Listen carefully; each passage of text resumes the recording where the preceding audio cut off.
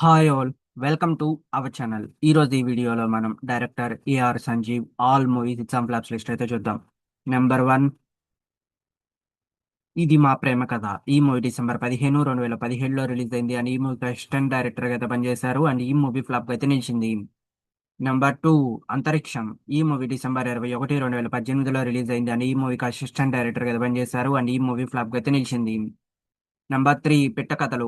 ఈ movie February 19, 2021లో release అయింది and ఈ మూవీకి అసిస్టెంట్ డైరెక్టర్ గా అయితే పనిచేశారు అండ్ ఈ మూవీ హిట్ అయితే నిలిచింది. Number 4, stand up Rahul. ఈ మూవీ September 6, 2024లో రిలీజ్ అయింది అండ్ ఈ మూవీకి అసిస్టెంట్ డైరెక్టర్ గా అయితే పనిచేశారు అండ్ ఈ మూవీ ఫ్లాప్ గా అయితే నిలిచింది. నెంబర్ 5, 35. ఈ మూవీ March 11, 2022లో రిలీజ్ అయింది అండ్ ఈ మూవీకి అసిస్టెంట్ డైరెక్టర్ గా అయితే పనిచేశారు అండ్ ఈ మూవీ ఫ్లాప్ గా అయితే నిలిచింది.